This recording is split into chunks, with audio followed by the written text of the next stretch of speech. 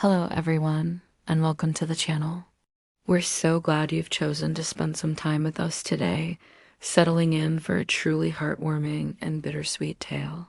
Before we begin, please consider hitting that subscribe button and letting us know in the comments where you're listening from.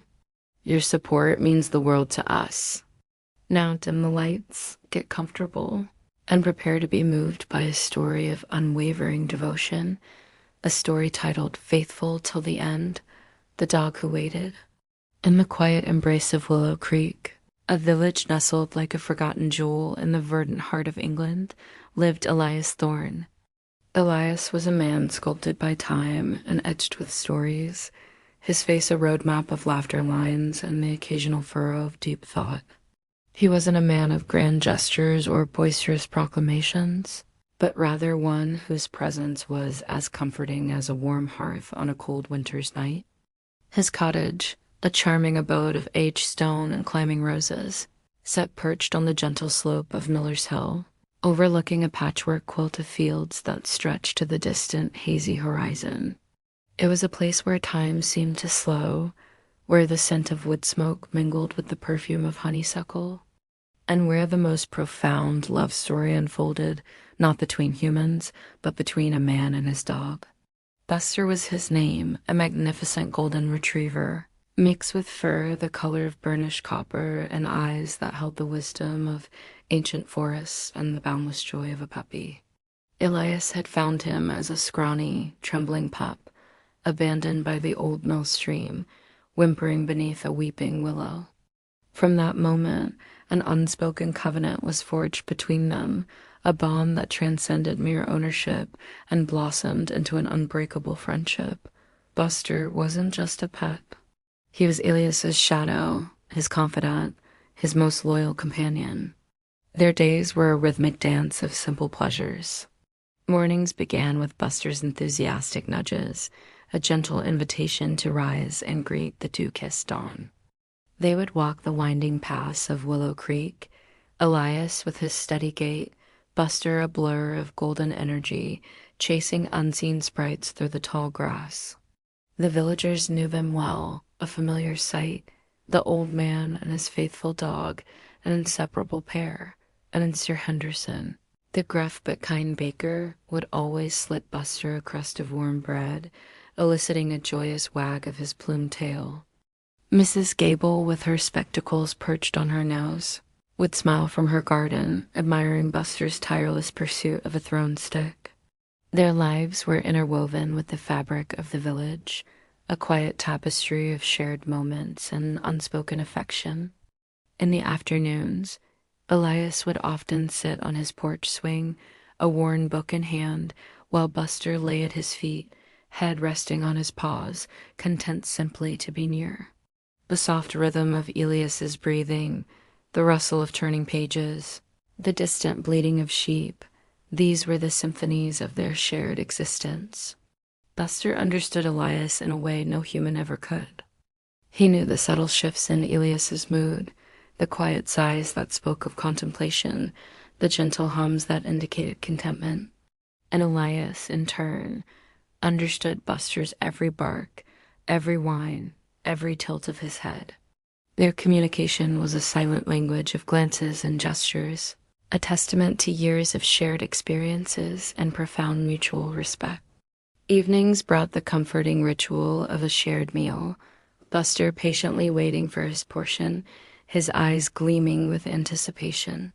Then, as dusk painted the sky in hues of lavender and rose, they would sit together, Elias on his old armchair, Buster stretched out on the rug beside him, the crackle of the fireplace filling the silence.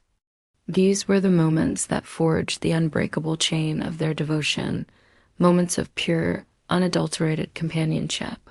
Elias would often whisper to Buster, recounting the day's events, sharing his thoughts, his dreams. Buster would listen, his ears perked, occasionally nudging Elias's hand with his wet nose, as if offering silent affirmation. Their bond was a testament to the simple truth that love, in its purest form, knows no species. It was a love that was about to be tested in ways neither of them could ever have imagined. a love that would stretch across miles and years, defying the very boundaries of time and memory. The idyllic peace of Willow Creek, the quiet rhythm of their lives, was about to be profoundly disrupted, setting in motion a tale of enduring loyalty that would echo through the annals of the village. Its history, a story of a dog who waited and waited and waited. The tranquility of Willow Creek was a constant, a soothing balm that lulled its inhabitants into a sense of timeless security. Yet, even in the most serene of places, life often interjects with the unexpected, shattering the established rhythm. For Elias and Buster, that disruption arrived on a crisp autumn morning, carried on the wings of a small, official-looking envelope. Elias had been tending to his small vegetable patch, Buster playfully nipping at the Hosepipe stream, when the postman, a jovial man named Arthur, delivered the letter. Arthur, usually full of village gossip and hearty laughter, seemed unusually somber that day. Elias, sensing a shift in the air, took the envelope with a curious frown. Buster, always attuned to Elias's moods, stopped his playful antics and sat patiently, his golden eyes fixed on his master's face.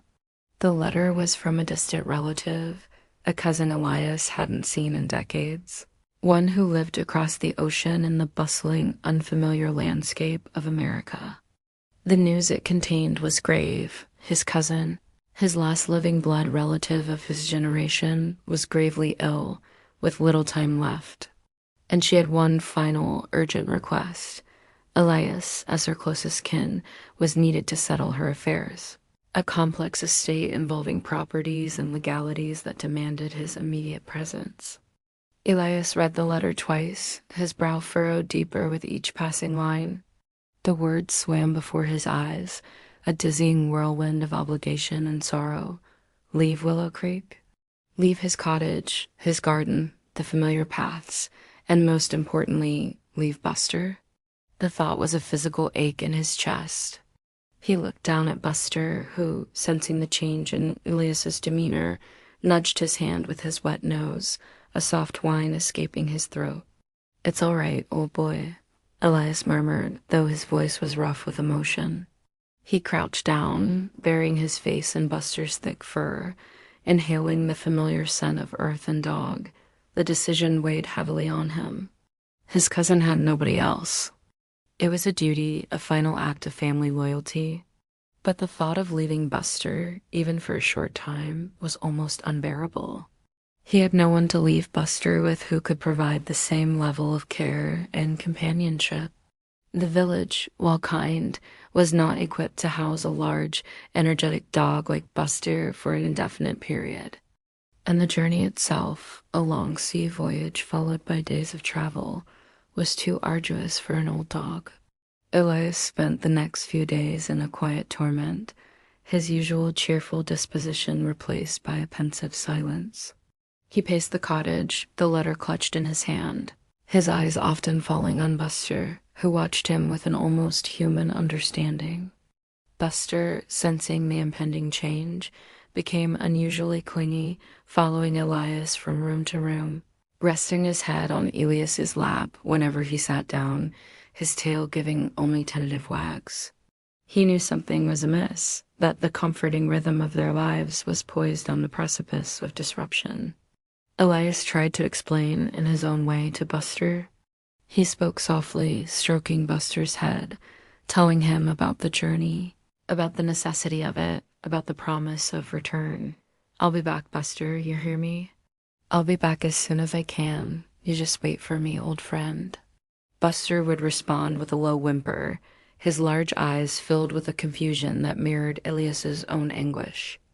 The practicalities of the journey began to overshadow the emotional turmoil. Tickets had to be booked, arrangements made for the cottage, though Elias decided against asking a neighbor to stay. He wanted the cottage to remain as it was, a beacon of home for Buster, a promise of his return. He stocked up on Buster's favorite food, leaving meticulous instructions with Mrs. Henderson, the baker's wife, who promised to check on Buster daily and ensure he had enough water and food. He knew Buster was resourceful, capable of fending for himself to some extent. But the thought of him alone, truly alone, gnawed at his heart. The decision was made, heavy as a stone in his gut. Elias would leave. He had to. But his heart would remain in Willow Creek, tied irrevocably to the golden dog who watched his every move with such unwavering devotion. The village, sensing the somber mood emanating from Elias's cottage, offered quiet condolences and promises of support. But no one truly understood the depth of the unspoken pact between man and dog, a pact that was about to be tested by the vastness of an ocean and the relentless march of time. The day of Elias's departure dawned with a sky the color of bruised plums, a fitting backdrop for the sorrow that clung to the air around the little cottage. A single handsome cab, summoned from the nearest market town, stood waiting at the end of the dirt track, its horse stamping impatiently, exhaling frosty breaths into the crisp morning. Elias had packed sparingly, only the bare essentials for his arduous journey. His gaze lingered on every familiar object in the cottage, the well-worn armchair, the cracked teacup on the mantelpiece, the faded photograph of his parents, each imbued with a silent farewell. Buster, sensing the finality of the preparations, was unusually subdued. He hadn't greeted Elias with his customary morning enthusiasm. Instead, he lay quietly by the door, his tail barely stirring, his eyes following Elias's every movement with an intensity that spoke volumes. He seemed to understand, with a clarity that bypassed words, that something profound was about to happen, something that would alter the fabric of their shared existence. Elias knelt down, his knees protesting slightly, and gathered Buster into a tight embrace. He buried his face in Buster's fur, the familiar scent of comfort and a torment all at once. "Buster, my old friend," he whispered, his voice thick with unshed tears. "I have to go. Just for a while. You be a good boy. You stay here and you wait for me. I'll be back. I promise you I'll be back." Buster whimpered, a low, mournful sound, and licked Elias's face as if trying to taste the truth of his words, to hold on to the essence of his presence. His tail gave a single hesitant wag, a flicker of hope amidst the overwhelming sadness. Elias stroked Buster's head, his hand lingering, memorizing the feel of his soft fur, the shape of his ears. He placed a final, gentle kiss on Buster's forehead. The hardest part was yet to come. With a deep, shuddering breath, Elias stood up. He grabbed his small, leather-bound suitcase and walked towards the door, his steps heavy. He didn't look back, knowing that a single glance at Buster's pleading eyes would shatter his resolve. He pushed open the cottage door, the familiar creak echoing in the quiet morning. As he stepped outside, he heard Buster's whimper turn into a distressed bark, followed by the frantic scrabble of paws on the wooden floor.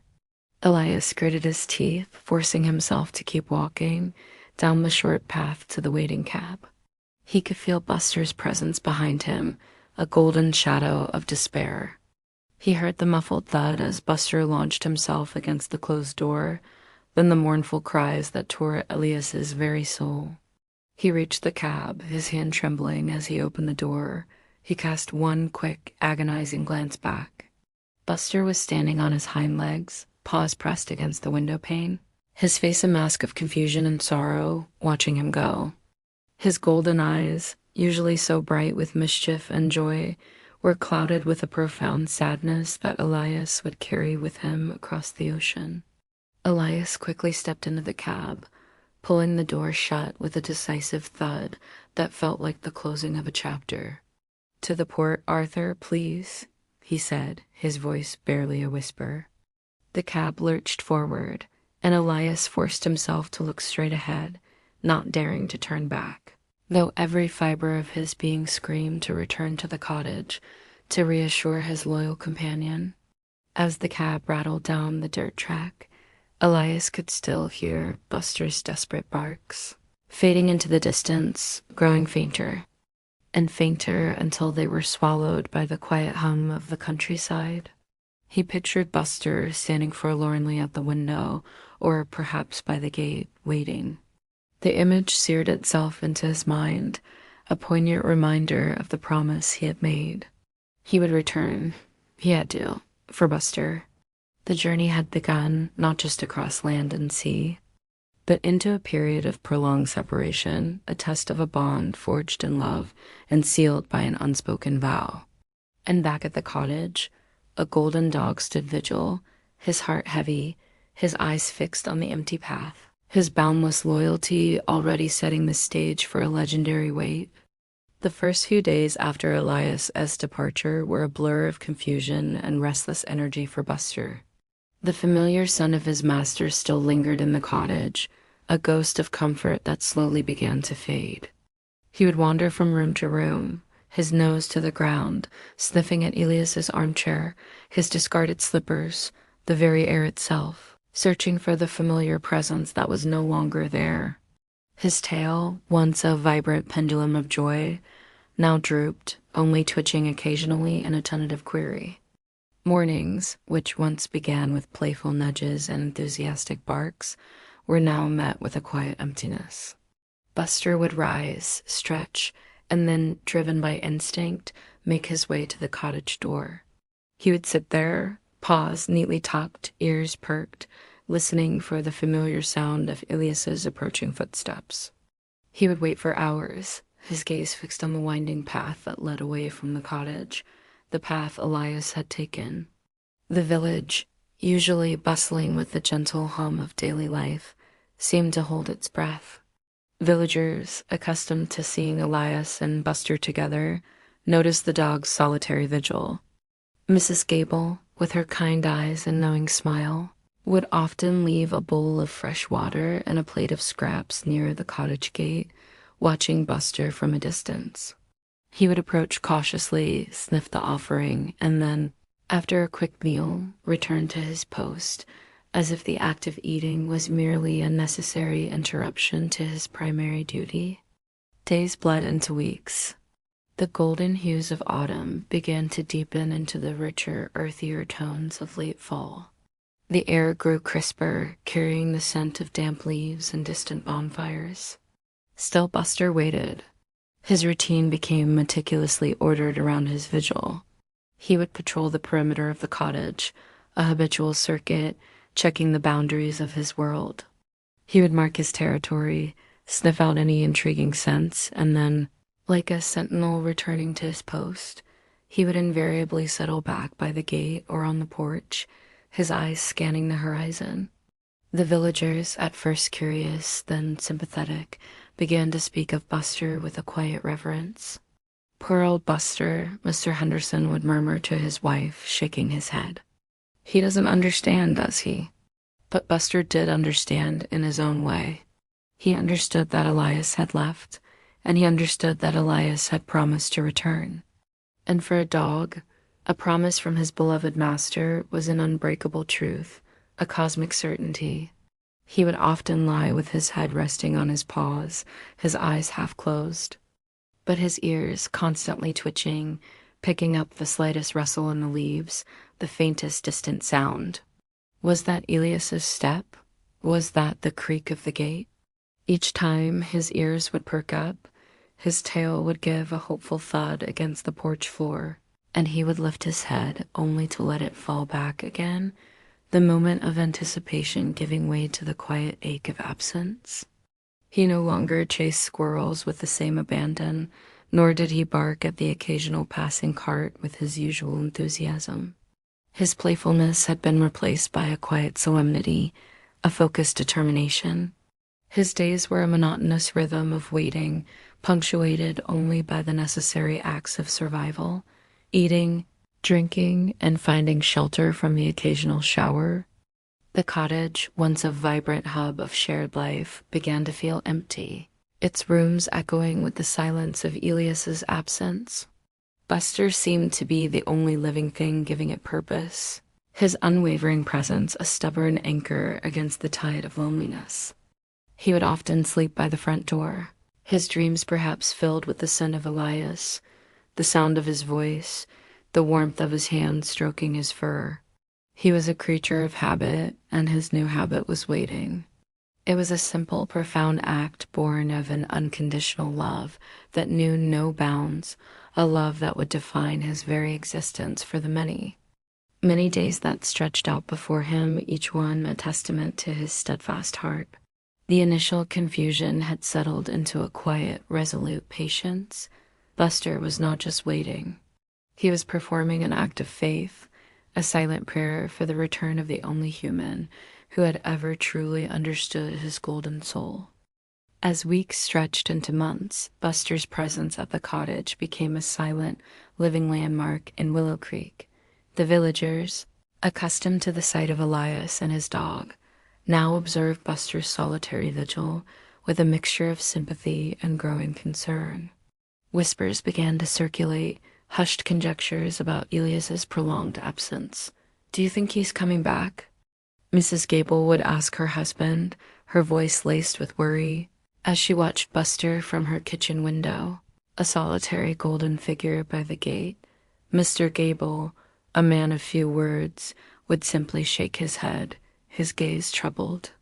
"It's been too long for a simple visit, Martha." Some speculated Elias had found a new life across the sea, perhaps a new family, forgetting his old one in the quiet English countryside. Others feared the worst, that the arduous journey had claimed him, or that illness had taken hold in a foreign land. The war, a distant rumble in the great world, also cast its long shadow, making any prolonged absence a source of anxiety. But Buster, oblivious to the human anxieties and theories, remained steadfast. He was a creature of simple, profound truths. Elias had gone. Elias had promised to return. Therefore, he would wait. His loyalty was not a choice, but an intrinsic part of his being, as fundamental as his beating heart. He continued his patrols, though with less youthful vigor, his movements now more deliberate, more economical. He would greet the villagers who approached, accepting their offerings of food and gentle pats. But his eyes would always return to the path, his focus unwavering. He was polite but distant, his true attention perpetually fixed on the horizon. The children of the village, at first fascinated by the waiting dog, would sometimes try to coax him into play. They would throw sticks, call his name, but Buster would only offer a soft wag of his tail, a polite refusal. His days of chasing sticks with abandon seemed to belong to a different lifetime, a joyful memory now overshadowed by the solemnity of his purpose. He was a living statue of fidelity, a poignant reminder of a bond that defied separation. Old Mr. Finch, the village elder, a man who remembered generations of Willow Creek's inhabitants, often sat on his porch, watching Buster with a knowing gaze. "That dog," he would muse to himself, his voice raspy with age, "he's a testament, he is.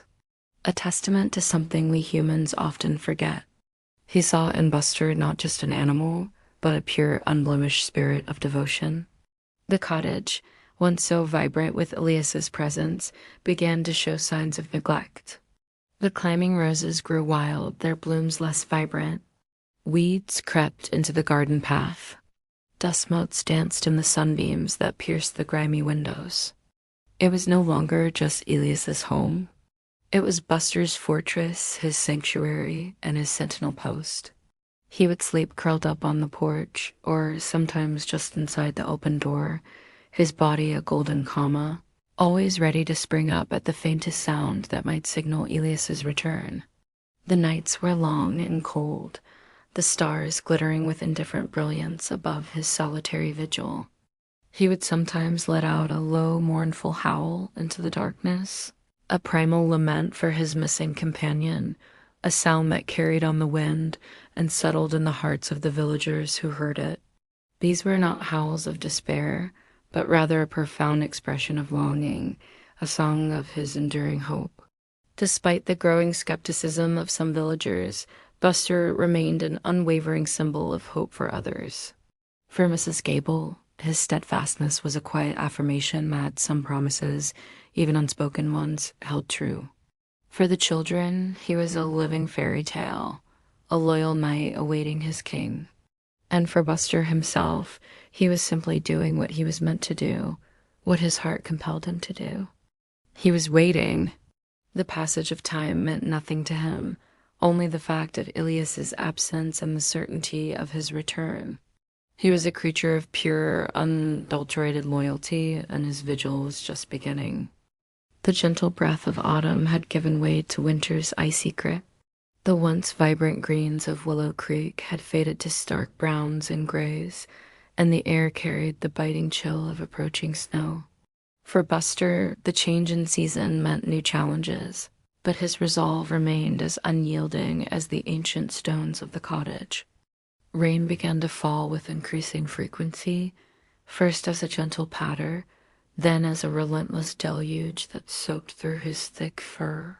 He would find what shelter he could, huddling beneath the eaves of the cottage, or sometimes retreating just inside the open door, but his eyes never left the path.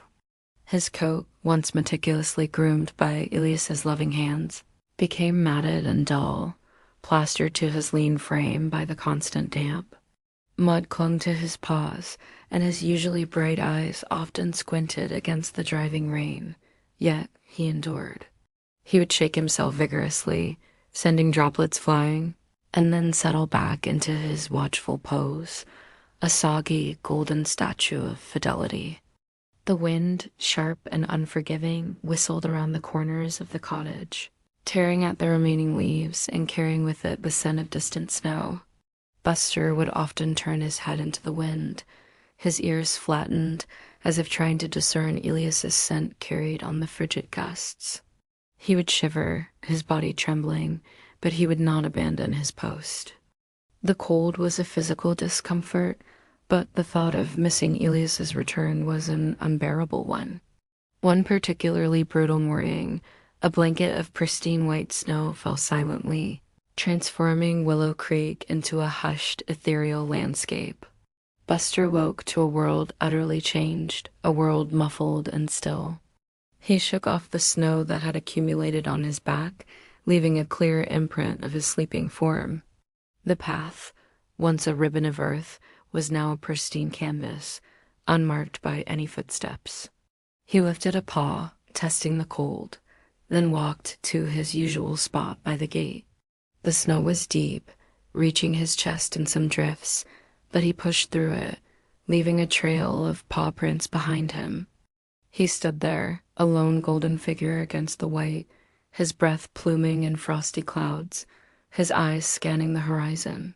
The villagers, looking out from their warm homes, felt a fresh pang of sorrow for Buster. Mrs. Gable, bundled in a thick shawl, brought him a bowl of warm broth and a thick piece of meat, leaving it near the porch. Buster ate it gratefully, his body shivering, and then, after a quick drink of icy water, returned to his vigil.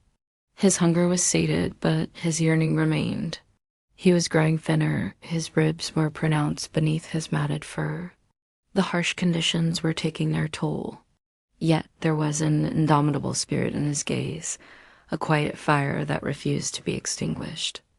He had a mission, a sacred duty, and no amount of rain, wind, or snow could deter him. He found small comforts. A patch of sun on the porch during a rare clear day, the warmth radiating from the stone wall of the cottage, the occasional kind word from a passing villager. These small mercies sustained him, providing just enough strength to continue his unwavering wait. He was learning to survive, not just physically, but emotionally. He drew strength from the memories of Elias, from the unspoken promise, from the very air of the cottage that still carried faint echoes of their shared life. He was a testament to resilience, a golden beacon of loyalty against the harsh backdrop of a changing world, his vigil continuing day after day. Through the relentless cycle of the seasons, his faithful heart never wavering, never doubting that one day Elias would walk back down that path. As the relentless march of the seasons continued, Buster found solace and strength not in the present, but in the vivid tapestry of his memories.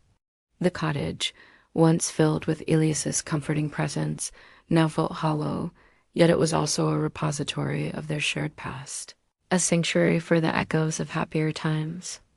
Buster would often lie in Elias's study, a small room filled with the scent of old books and pipe tobacco, a scent that still faintly clung to the air. He would rest his head on the worn rug, his eyes closed, and in his mind he would conjure Elias's image. He remembered the feel of Elias's hand stroking his fur, the gentle pressure behind his ears that always sent shivers of pleasure down his spine. He could almost feel the warmth of Elias's lap as he curled up there on chilly evenings, listening to the rhythmic scratch of a pen on paper or the soft rustle of newspaper pages turning. The sounds, too, were etched into his memory, the unique cadence of Elias's footsteps approaching the cottage, the low chuckle that always followed a particularly amusing passage in a book, the comforting murmur of Elias's voice as he spoke to him, sharing his thoughts and worries. Buster would lift his head, his ears perked, as if straining to hear these phantom sounds, a wistful whine escaping his throat. The scent of Elias was perhaps the most potent memory of all. Elias had left a few of his well-worn clothes draped over a chair in the bedroom, an old woolen sweater, a faded handkerchief. Buster would often go to these items, burying his nose deep into the fabric, inhaling deeply, trying to draw strength from the lingering essence of his master. The scent was a lifeline, a tangible connection to the man he awaited, a reminder that Elias was real, that he existed, and that he would eventually return. These sensory memories were not mere nostalgic indulgences. They were the fuel that sustained Buster's unwavering vigil. They were the proof that what he waited for was not an illusion, but a tangible, beloved reality. Each memory was a reaffirmation of Elias's promise, a silent whisper that fortified his resolve. He remembered their walks through the fields, the joy of chasing a thrown stick, the shared exhilaration of a good run. He remembered Elias's patient lessons, teaching him to fetch, to sit, to stay, commands that were now deeply ingrained, a testament to their years of companionship. He remembered the quiet companionship of evenings spent by the fire, the comfortable silence punctuated only by the crackling flames and the soft breathing of man and dog. These were the moments that bound them, moments that now played on an endless loop in Buster's mind, keeping Elias alive in his heart. The villagers, observing Buster's quiet melancholy, often wondered how he persisted. They saw a dog enduring the elements, growing thinner, but they didn't see the rich inner world that sustained him. They didn't see the vibrant memories that played out behind his watchful eyes, memories that were as real and potent to him as the biting wind or the falling snow. For Buster, Elias was not truly gone. He was merely delayed. And every memory, every phantom scent, every imagined sound served as a powerful reminder of the love that bound them, a love that transcended physical separation. He was not just waiting. He was remembering, actively holding on to the essence of Elias, keeping their bond alive through the power of his devotion. This wellspring of memory was his secret strength, the unwavering core of his being that allowed him to face each new day, each new challenge with the same resolute purpose, to wait for the man who was inextricably woven into the very fabric of his golden soul. As the months wore on, and Elias's absence stretched into a seemingly endless period, Buster's unwavering vigil began to soften the hearts of even the most cynical villagers. His quiet endurance, his steadfast presence at the cottage gate, became a daily reminder of a love so profound it defied logic. It was Mrs. Gable, with her compassionate spirit and practical nature, who spearheaded the village's unofficial support system for Buster. She worried about his lean frame and the dullness of his once lustrous coat. Every morning, without fail, she would walk to Elias's cottage, a basket laden with nourishing food, leftover stew, warm bread, sometimes even a specially cooked bone. She would place it carefully by the porch, well within Buster's reach, and then retreat, watching from a distance as he cautiously approached. Buster, though still wary of direct human interaction that might distract him from his post, gradually came to recognize Mrs. Gable's gentle footsteps and the comforting scent of her offerings. He would eat quickly, always with an eye on the path, and then return to his vigil. Her quiet kindness was a lifeline, providing the sustenance he needed to continue his mission. Other villagers followed suit. Mr. Henderson, the baker, would often leave a bag of bread crusts or discarded pastries. The children, no longer attempting to coax him into play, would sometimes leave a fresh bowl of water near the gate, refilling it if they saw it empty. Old Mr. Finch, who had always admired Elias's quiet dignity, would occasionally sit on his own porch, watching Buster through his spectacles, a silent sentinel to Buster's own unwavering watch. He saw in Buster a mirror of his own generation's values, loyalty, perseverance, and unbreakable commitment. The cottage, though still showing signs of neglect, was never truly abandoned. There was a constant, unseen flow of small acts of kindness directed towards its lone inhabitant. Firewood would mysteriously appear stacked by the back door, dropped off by a strong, silent farmer. A worn blanket, still carrying the scent of lavender and old wool, was left on the porch on a particularly cold night. These were not grand gestures, but quiet, humble acts of compassion, born from a collective admiration for Buster's fidelity.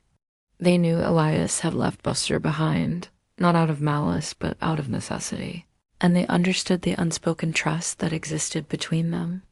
They couldn't bring Elias back, but they could ensure that Buster, his faithful sentinel, was cared for. Buster, in his profound canine wisdom, seemed to sense this collective goodwill. He never approached the villagers for food or attention, never begged. He simply accepted their offerings with a quiet dignity, a silent acknowledgement of their shared concern. He was not a stray, not a beggar. He was a dog on a sacred mission, and their kindness was merely a means to an end, the end being Elias's return. His presence had become more than just a local curiosity. It was a quiet legend in the making. Visitors to Willow Creek, hearing the tales, would often make a pilgrimage to Miller's Hill, hoping to catch a glimpse of the famous waiting dog. They would leave small tokens, a dog biscuit, a pat on the head, a whispered word of encouragement, offerings to a living monument of loyalty. Buster, however, remained unmoved by the attention. His world was still defined by the cottage, the path, and the unwavering belief that one day, Elias would appear on the horizon. The kindness of the villagers was a comfort, a testament to the warmth of human hearts, but it was Elias's return that truly mattered. He was a silent teacher, reminding them all of the profound power of devotion, a golden thread woven into the very fabric of Willow Creek, enduring through the seasons, sustained by love and the quiet generosity of those who understood his silent, steadfast promise. The relentless passage of time, while a source of growing despair for the villagers, meant little to Buster. His internal clock was set to a single, unwavering rhythm, the expectation of Elias's return. Yet even the most resolute heart can be stirred by the brief, tantalizing glimmer of false hope, a cruel trick of light and shadow on the familiar path. One brisk afternoon, as Buster lay curled on the porch, his eyes half closed but his ears perpetually alert, a distant figure appeared on the winding dirt path. It was a man, walking with a steady stride, his silhouette hazy against the pale winter sky. Buster's head snapped up. His ears swiveled forward, straining to catch the familiar cadence of Elias's footsteps, the unique way he shifted his weight. A low whimper escaped his throat, a sound of profound anticipation. His tail, which had been dormant for so long, began to thump a hesitant rhythm against the wooden floorboards, a hopeful tattoo. He pushed himself to his feet, his body trembling with a sudden surge of adrenaline. His eyes, usually so heavy with watchfulness, were now wide, filled with an incandescent hope that transformed his entire demeanor. He moved to the edge of the porch, then to the gate, his gaze locked onto the approaching figure. The man grew closer, his features slowly becoming discernible. He was tall, with a broad-shouldered frame, and he carried a worn satchel. His walk was confident, purposeful. Buster's heart hammered against his ribs. This was it. This had to be it. Every fiber of his being screamed Elias. His tail began to wag with frantic, unrestrained joy, a blur of golden excitement. He let out a series of short, sharp barks, not of alarm, but of pure, unadulterated welcome, his voice hoarse with disuse. He started to trot down the path, his old bones protesting slightly, but his spirit soaring. He was going to meet Elias. He was going to feel Elias's hands on his fur, hear his voice finally end this long, agonizing wait. The man, hearing the barks, looked up, a puzzled expression on his face. He slowed his pace, then stopped, clearly unsure how to react to the exuberant dog bounding towards him. As Buster got closer, the man's features became perfectly clear. He was not Elias at all.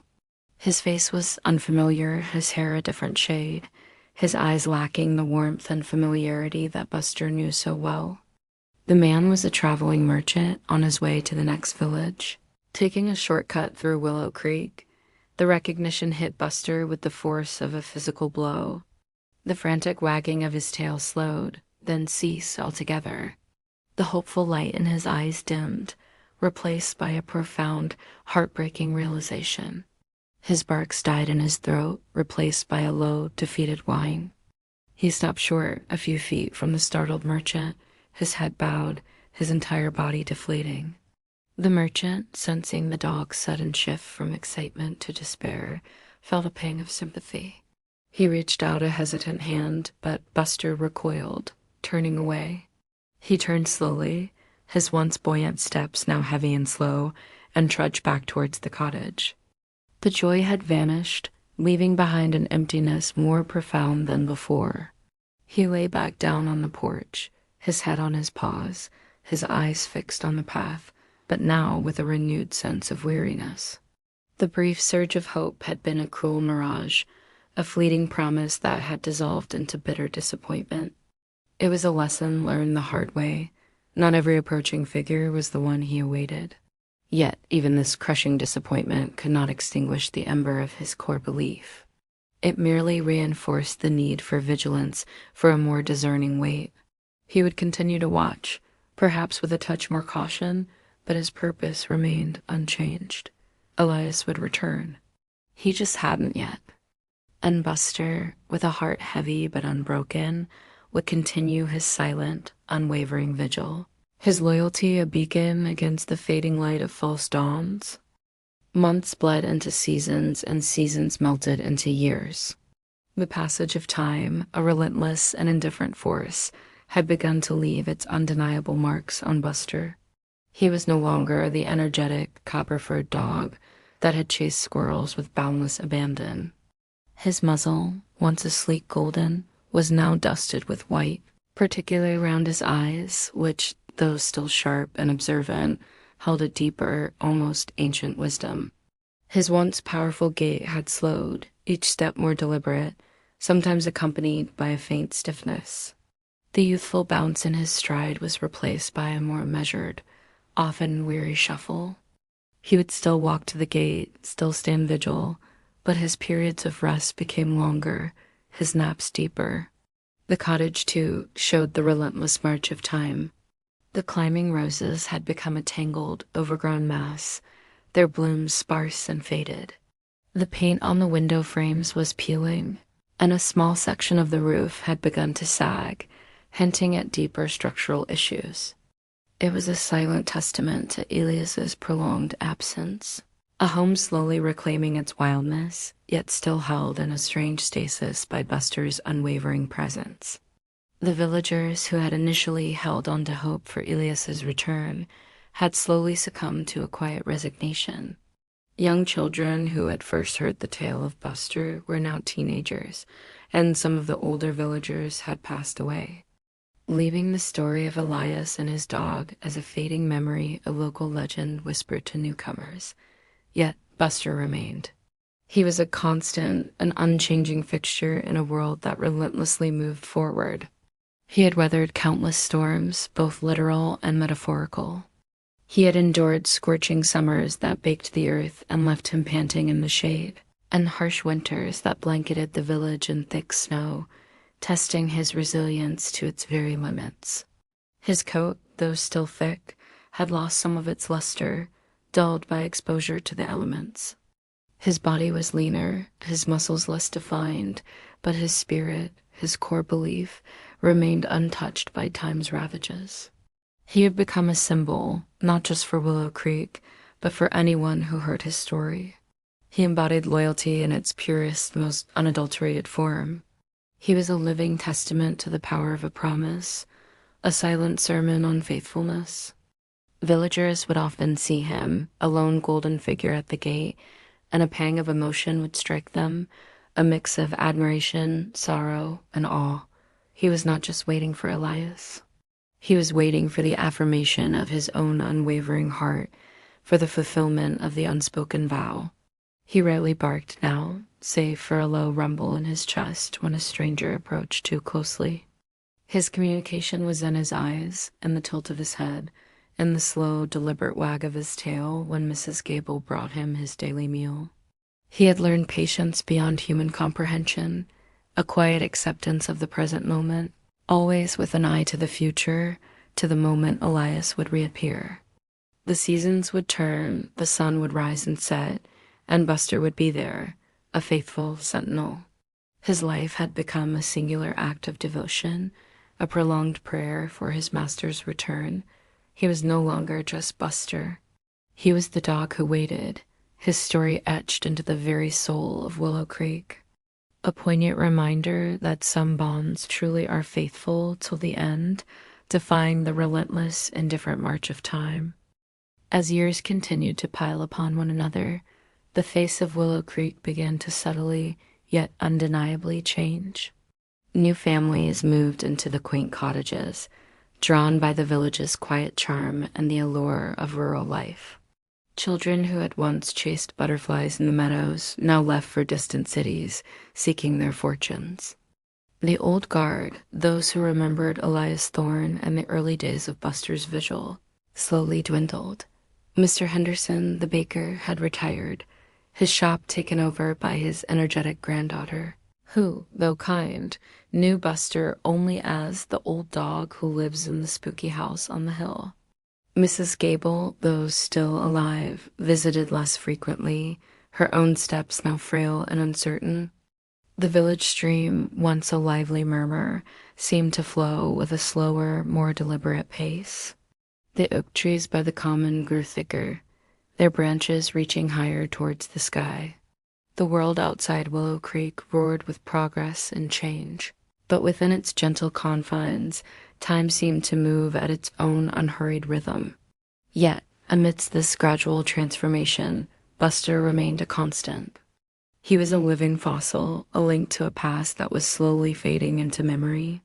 To the new inhabitants, he was a curious sight, an ancient, grizzled golden dog who spent his days gazing down a deserted path. They didn't know the story, not truly. They saw an old dog, perhaps a stray, perhaps abandoned, and felt a pang of pity. But they didn't comprehend the depth of his purpose, the sacred vow he upheld. Some of the newer residents, concerned by his gaunt appearance and the visible signs of age, tried to approach him, offering blankets, or attempting to lure him into a warmer shelter. But Buster, ever polite but unyielding, would gently decline their efforts. He would take the food they offered, drink the water, but he would never allow himself to be coaxed away from his post. His loyalty was not merely to Elias, but to the very act of waiting, to the promise itself. To abandon his vigil, even for comfort, would be a betrayal of his deepest conviction. He was rooted to the spot, a silent guardian of a forgotten promise. The cottage, now almost entirely consumed by ivy and wild roses, had become a local curiosity, sometimes referred to as the waiting house. Its windows, long uncleaned, reflected the sky like clouded eyes. The garden was a wilderness, reclaiming the neat rows Elias had once tended with such care. Yet Buster's presence imbued it with a strange dignity, a profound sense of purpose that defied its decaying exterior. He was the heart of the home, even in absence. He had witnessed countless sunrises and sunsets from his vantage point, seen the moon wax and wane through every phase, felt the bite of a dozen winters and the warmth of as many summers. His life had become a singular, unwavering testament to patience and devotion. He was no longer just a dog. He was a living legend, a quiet, golden echo of a love that refused to fade. His story, though often embellished or half forgotten by the newer generations, persisted. It was a tale told by the oldest villagers to their grandchildren, a cautionary fable about promises, and a heartwarming testament to loyalty. Buster, in his quiet perseverance, was a living embodiment of the enduring power of love, reminding Willow Creek that some bonds, once forged, can never truly be broken, even by the relentless changing currents of time. As the years piled into a decade, and Buster's muzzle became entirely frosted with white, his physical body may have grown weaker, but his internal resolve, far from diminishing, had deepened into an almost spiritual certainty. It was no longer a mere hope that Elias would return. It was an undeniable, immutable truth etched into the very core of his being. He wasn't waiting for a possibility, but for an inevitability. This wasn't a desperate, anxious hope, but a quiet, profound knowing. His eyes, though clouded with age, held a serene depth, a quiet confidence that belied his frail frame. He moved with a deliberate slowness now, each step a careful placement of paw, but his gaze remained fixed on the path, unwavering, as if he could manifest Elias's return through the sheer force of his will. The villagers, who had long since given up on Elias's return, often spoke of Buster with a mix of awe and melancholy. "He just knows, doesn't he?" Mrs. Gable would whisper to herself, watching Buster from her window, a tear tracking a path down her wrinkled cheek. "He just knows Elias is coming back." They saw a dog living on faith, a pure, unblemished faith that put their own human skepticism to shame. Buster's daily routine, honed over years of solitary vigil, was meticulous. He would wake with the dawn, drink from the bowl of water left by a kind villager, perhaps eat a few morsels of food, and then take up his post. He would sit or lie, sometimes for hours, his head perked, his eyes scanning the horizon. He would shift positions as the sun moved across the sky, always ensuring he had the best vantage point of the path. He would endure the biting winds, the drenching rains, the occasional snow, his body a testament to his unbreakable spirit. He had become a living monument to loyalty, a silent sentinel standing guard over a promise. The cottage, his sanctuary and his prison, echoed with the silence of Elias's absence, yet Buster filled it with his quiet, unwavering presence. He was the beating heart of the home, keeping it alive, if only in spirit, for the man who would one day return. He would occasionally venture inside, perhaps to seek shelter from a particularly harsh storm, or to revisit Elias's study, where the faint scent of old books and pipe tobacco still lingered.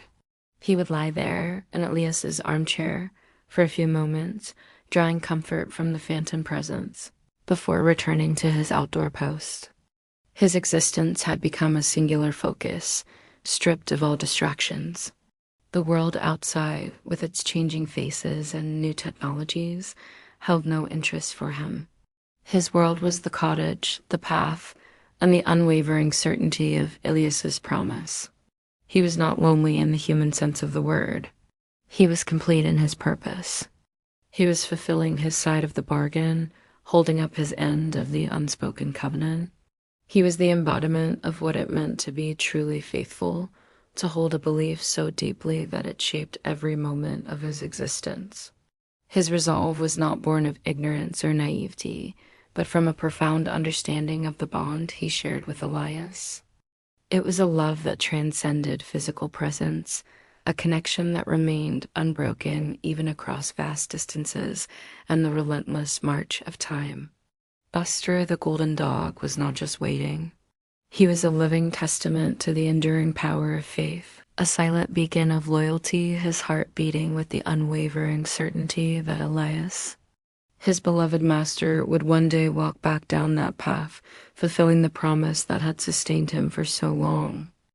The years had not only brought the gentle graying of Buster's muzzle and the slowing of his gait, but also the arrival of seasons more severe than those Elias had known. One particular winter descended upon Willow Creek with a brutal ferocity that tested the limits of endurance for all its inhabitants, and especially for Buster. The sky hung low and heavy for weeks, pregnant with snow. When it finally began to fall, it came not in gentle flakes, but in a relentless blizzard that buried the village under an unprecedented white blanket. Drifts piled against the cottage, reaching the windows, transforming the familiar structure into a snow-laden mound. The wind howled like a banshee, whipping the snow into blinding eddies, making visibility almost impossible. For Buster, finding shelter became a desperate necessity. He would huddle beneath the porch, the snow piling against his side, or seek refuge just inside the cottage door, where the biting wind was slightly less fierce. But even in the deepest parts of the storm, his gaze, though weary, would still instinctively turn towards the path, now completely obliterated by snow. His fur, once a luxurious copper, was now often frozen solid, stiff with ice and snow. He would shiver uncontrollably, his body trembling with the cold, but his spirit remained unbroken. The villagers, many of whom were struggling with the extreme conditions themselves, worried intensely about Buster. Mrs. Gable, despite her own increasing frailty, insisted on venturing out daily, battling the drifts to leave warm food and water for him. She would find him, a golden mound in the snow, his eyes fixed on the impenetrable white landscape, and her heart would ache with a profound sadness. "Oh, Buster," she would murmur, her voice carried away by the wind. "Why don't you come inside, old boy?" But Buster would only offer a soft whine, his tail giving a weak thud in the snow, a polite refusal. His post was his sacred duty. He learned to conserve his energy, moving only when absolutely necessary. He would burrow into the snow, creating a small, temporary den, but he would always emerge, shaking off the white powder to resume his vigil. His senses, though dulled by age, remained attuned to the slightest shift in the wind, the faintest sound that might signal Elias's impossible return.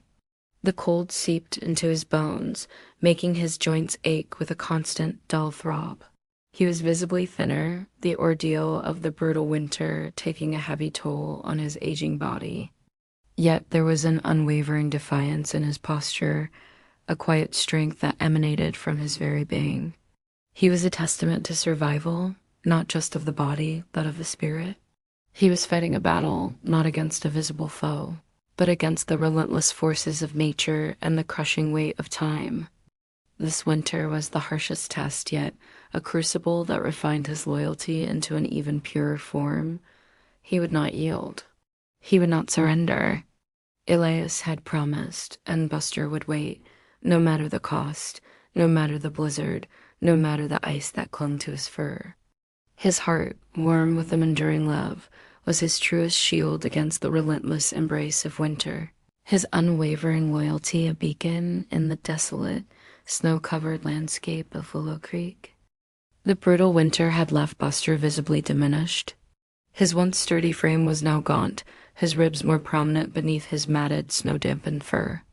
His steps were slower, more hesitant, and a persistent cough sometimes racked his old body. The villagers, witnessing his decline, felt a collective pang of despair.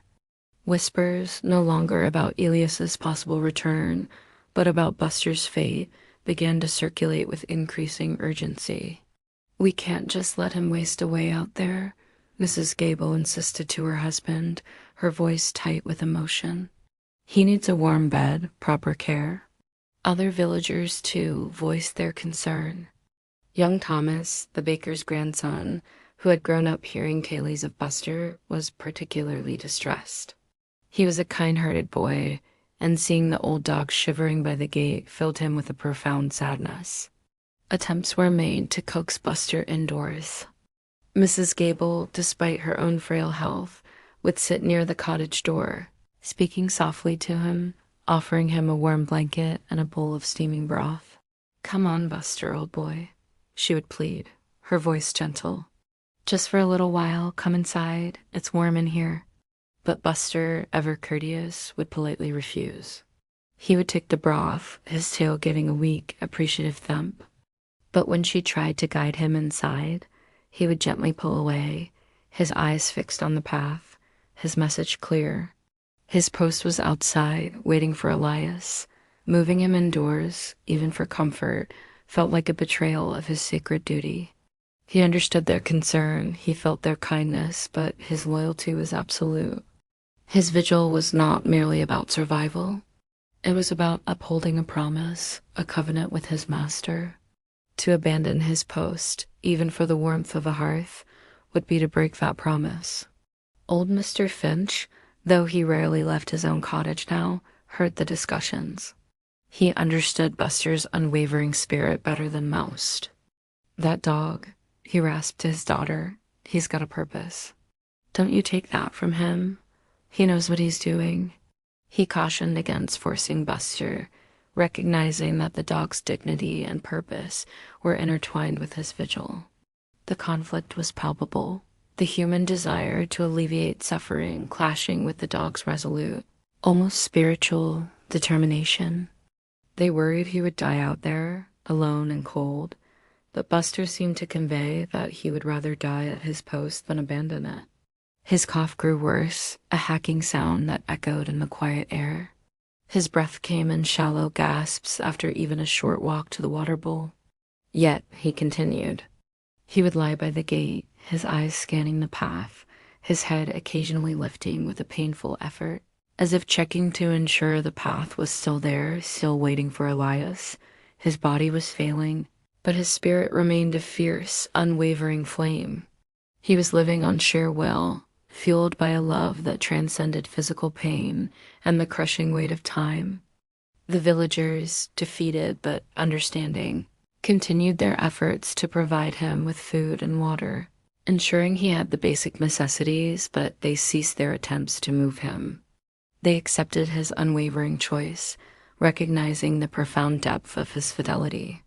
They knew that Buster the faithful golden dog would remain at his post of silent sentinel until his very last breath, fulfilling the promise he had made to Elias, a promise that resonated throughout Willow Creek, a testament to a love that would endure faithful till the end. Buster's life had become a relentless battle against unseen forces. Every breath was a struggle against the chill that had seeped into his old bones. Every movement was a fight against the stiffness in his joints, the dull ache that was now a constant companion. He was fighting against hunger, though the villagers' kindness ensured he never truly starved. He was fighting against thirst, against the biting wind, against the drenching rain, and the relentless snow. But more than anything, he was fighting against the crushing weight of loneliness, a silent, pervasive enemy that sought to erode his spirit. Yet, in this silent battle, Buster found an indomitable strength. His purpose, refined over years of solitary waiting, had become his armor. He drew strength from the memories of Elias, from the phantom touch of his hand, from the echo of his voice. These were the weapons in his arsenal, intangible but powerful. He would often lie by the gate, his eyes closed, his body trembling, and in those moments, he wasn't just resting. He was retreating into the sanctuary of his mind, reliving the joy of their shared past, drawing sustenance from the wellspring of their bond. He was a testament to the power of the mind over matter, of spirit over physical decay.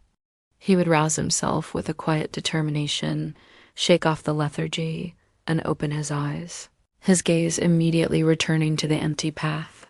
Each day was a victory, each sunrise a renewed commitment to his vigil. He was not merely surviving. He was living out his promise, fulfilling his side of an unspoken covenant. The villagers, observing his struggle, often spoke of his resilience with awe. He's got the heart of a lion, that dog, Mr. Henderson's granddaughter would say, her voice hushed with respect. Most animals would have given up long ago. But Buster was not just most animals. He was Elias Thorne's dog, and that distinction carried with it a weight of responsibility and an unwavering sense of duty. He navigated the changing landscape of the cottage grounds with an almost ritualistic precision. He knew every sheltered spot, every sun-dappled patch where he could warm his old bones, every overhang that offered respite from the rain. He was a creature intimately connected to his environment, a master of self-preservation, all in service of his ultimate goal.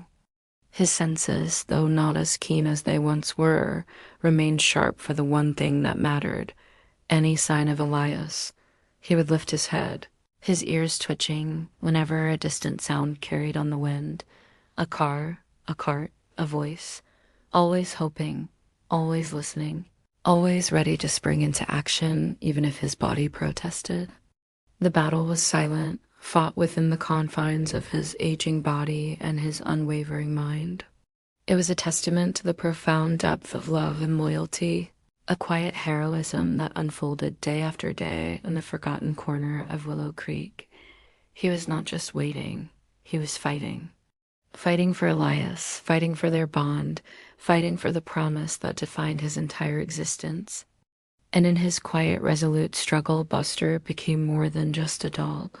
He became a symbol of enduring faithfulness, a golden beacon in the face of insurmountable odds, his heart beating with the unwavering rhythm of his sacred vigil. One unusually mild afternoon, a sleek black automobile, a rarity in Willow Creek, slowly navigated the winding dirt track leading to Miller's Hill. It was a vehicle that spoke of distant cities and different lives, and its presence immediately drew the attention of the few villagers still out and about. The car pulled up to the neglected cottage, its polished surface gleaming incongruously against the weathered stone and overgrown ivy. A woman emerged, her hair pulled back neatly, dressed in sensible city clothes. She carried a slim leather briefcase, and her expression was one of quiet determination, mixed with a hint of something unreadable, perhaps curiosity, perhaps sorrow. She surveyed the cottage, her gaze lingering on the overgrown garden and the sagging roof. Then her eyes fell upon the golden dog curled by the gate, Buster, who, despite his age, had lifted his head at the sound of the car, his ears perked, his eyes now fixed on the stranger. The woman approached cautiously, her steps slow and deliberate. She had heard tales of the waiting dog from Mr. Finch, who, despite his age, still kept a keen eye on the village and its enduring legends. She knew this was Elias Thorne's dog, the legendary Buster. "Hello there, old fellow," she murmured, her voice soft and gentle. Buster watched her, his tail giving a tentative, almost imperceptible wag. He didn't bark, didn't move from his spot, but his attention was fully on her. He could smell her, a scent that was unfamiliar, yet held a faint, distant echo of something or someone he knew. The woman knelt down, her face level with his. "My name is Eleanor Vance," she said, as if Buster could understand her words. "I'm a solicitor from London. I've come about Elias Thorne."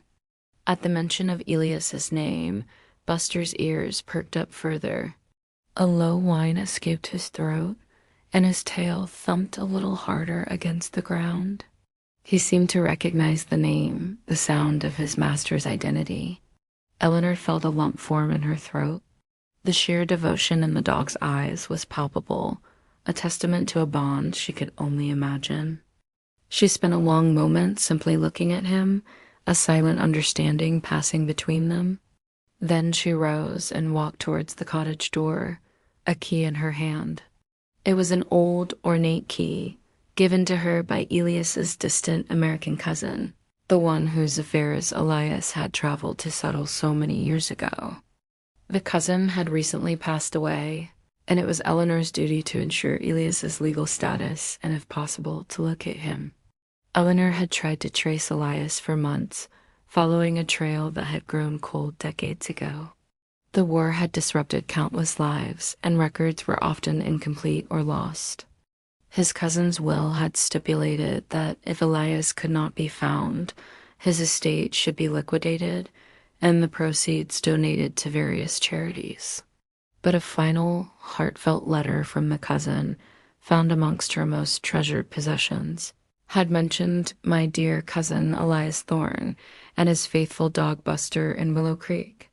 This small detail had compelled Eleanor to make the journey, a last lingering hope of finding some closure. She inserted the key, turned the lock, and the ancient door creaked open, revealing the dusty, silent interior of the cottage. Buster watched her, his golden eyes filled with a new flicker of hope, a desperate question. Had she brought Elias back? Was this the moment he had waited for? Eleanor stepped inside, leaving the door ajar.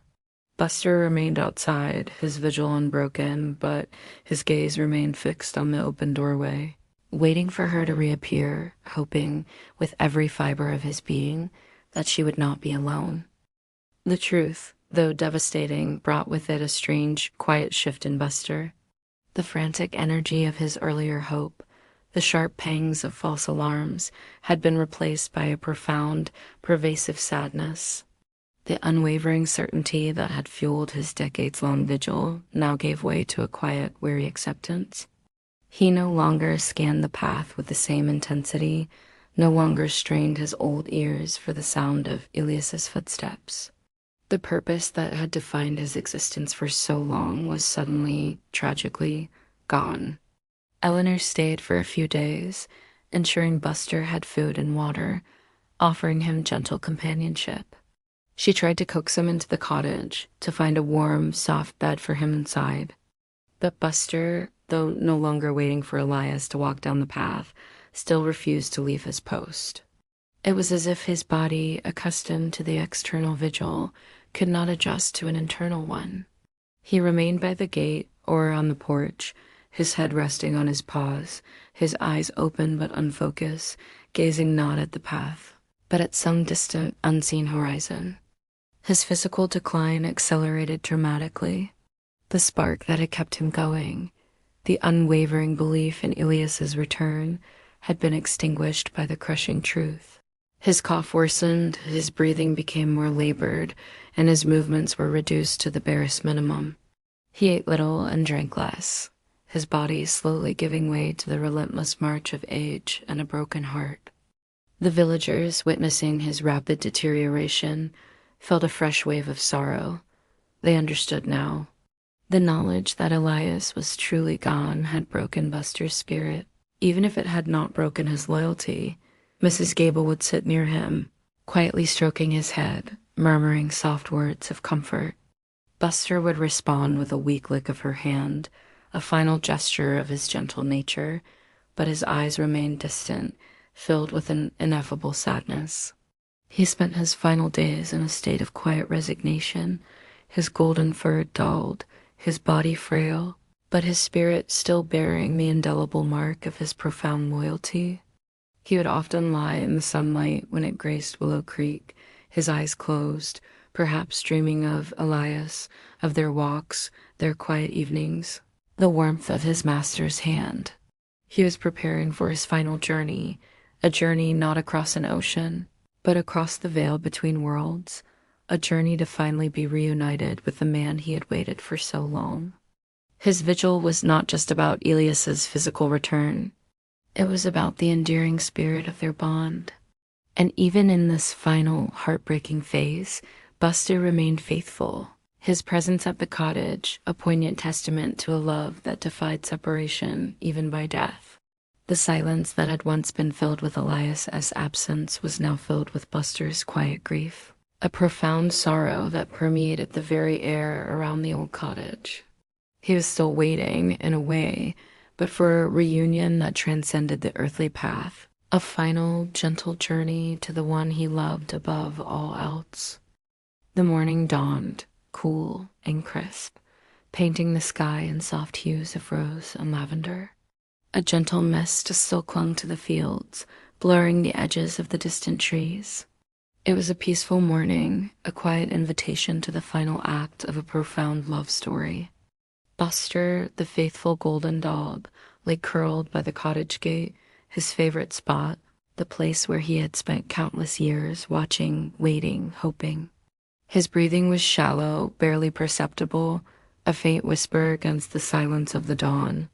Eleanor Vance, who had stayed a few extra days, checking on him regularly, found him there. She approached quietly, her heart heavy with a premonition she couldn't shake. She knelt beside him, gently stroking his grizzled head, feeling the frailness of his old body beneath her hand. His fur was soft, still retaining a faint scent of the earth and the lingering memory of Elias. Buster stirred slightly at her touch. His eyes, once so bright with unwavering hope, now held a deep, serene calm. He looked at her, and in his gaze, Eleanor saw not just acceptance, but a quiet peace. He gave a single, weak lick to her hand, a final gesture of his gentle spirit. Then his eyes, still fixed on the path where Elias had last walked, slowly closed.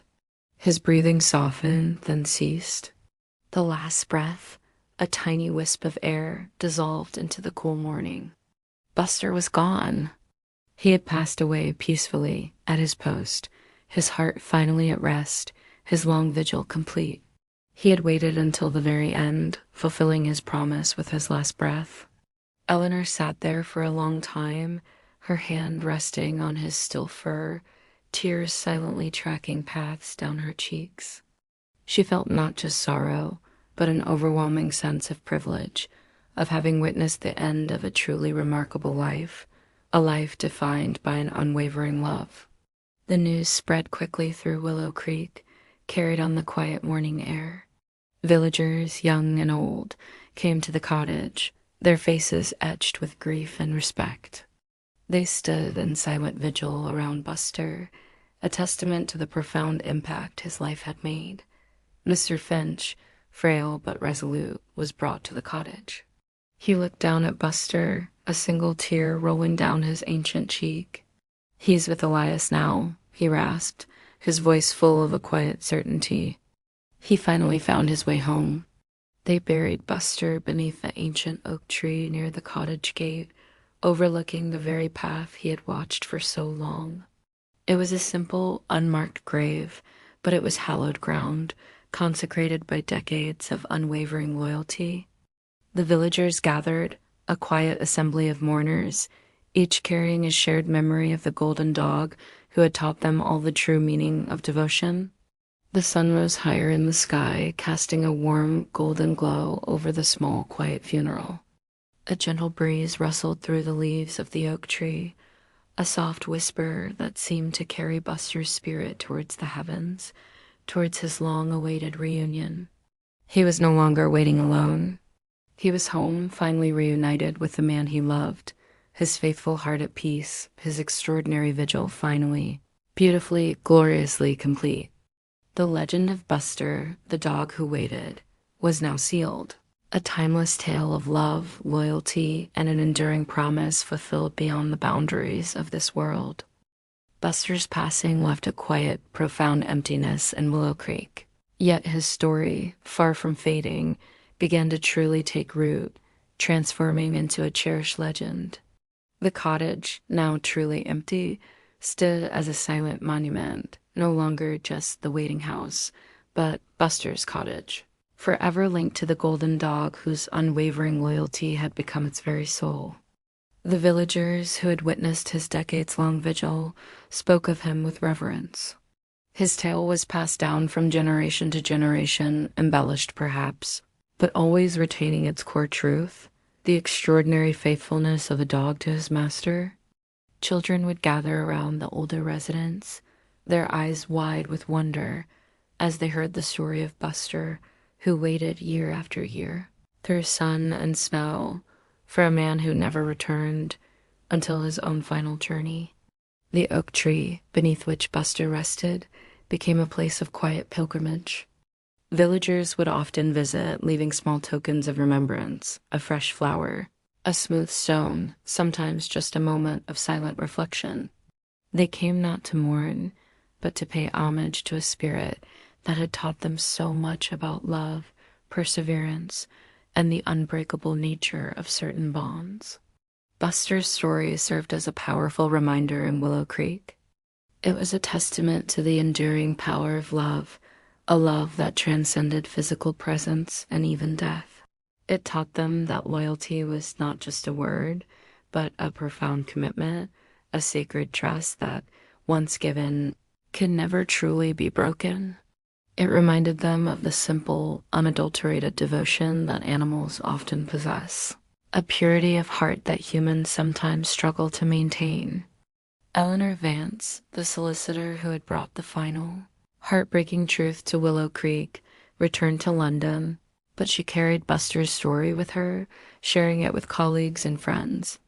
She ensured that Elias's cottage, though now empty, was maintained, a quiet testament to the man and the dog who had lived there. She arranged for a discreet plaque to be placed near the oak tree, simply inscribed Buster, faithful till the end, for Elias. It was a small gesture, but one that ensured his legacy would never be forgotten. The cottage, enveloped by ivy and surrounded by wild, untamed roses, slowly merged with the landscape, becoming a part of Willow Creek's timeless tapestry. It whispered tales of a man and his dog, of laughter and sorrow, of a promise made and a vigil kept. The path remained, winding its way to the cottage, but now it was a path that led not to an anxious wait, but to a quiet remembrance, a testament to a love that had found its ultimate fulfillment. In the end, Buster's story was not one of tragedy, but of triumph. It was the triumph of an unbreakable bond, of a loyalty that defied the very fabric of time and mortality. He had not waited in vain, for his waiting had become a legend, a beacon of faithfulness that illuminated the quiet heart of Willow Creek, a timeless reminder that some loves truly are faithful till the end. And so the golden dog, Buster, lived on, not just in the memories of those who knew him, but in the very soul of the village, a silent, enduring testament to the profound, unwavering power of a faithful heart.